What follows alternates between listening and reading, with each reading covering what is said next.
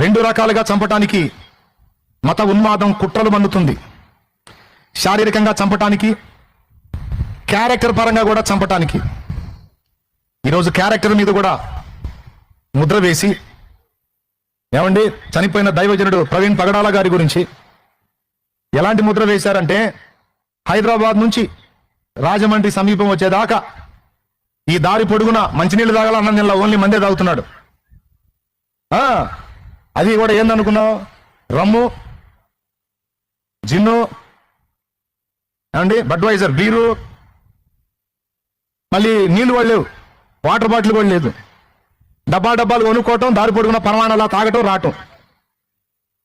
3 సార్లు పడ్డాడు. 4గోసారి వచ్చి అక్కడ పడి బైక్ పైకి లేచి నీట్గా గురిగా ఎక్కడ బ్యాలెన్స్ మిస్ కాకుండా స్ట్రైట్ గా వచ్చి ఆయన మీద ఒక దుప్పటి కప్పినట్టు కప్పేసుకుంది బైక్. పాయింట్ గాల సైలెన్సర్ వల్ల లోపల కాలు కాలింది. ఆశ్చర్యక్రియ. దైవజనుడు కదా అంతే.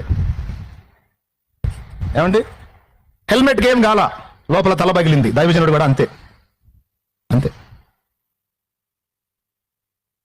అర్థమైందా? బాడీలో ఎక్కడ దెబ్బ లేదు, ఓన్లీ పెదాలు మాత్రమే చీలాయి. దైవజనుడు కదా స్పెషల్గా దెబ్బలు అంతే, అట్లుంటాయి.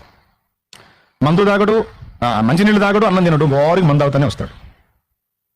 దైవజనుడు కదా నీళ్లతో అవసరం లేదు. ఎంత కరడు కట్టినా త్రాగుబోతుగా చిత్రీకరించారంటే తల దేనికి వేసి కొట్టుకోవాలి అర్థం కావట్లా. అందులో ఆయన ఎందుకు వస్తున్నాడు? డేట్స్ ఇచ్చాడు, వాకింగ్ చెప్పడానికి వస్తున్నాడు. దారి పొడవునా తాగుతానే వస్తున్నాడు. ఫుల్గా మందేసుకొని బలిపీఠం మీద ప్రభునందు ప్రియులారా అంటాడనమాట. ఏమన్నా న్యాయం? యేసు ప్రభుకి ఎలాగ అన్యాయపు తీర్పు జరిగిందో ఈరోజు దైవజనులకు కూడా అన్యాయపు తీర్పులే జరుగుతున్నాయి.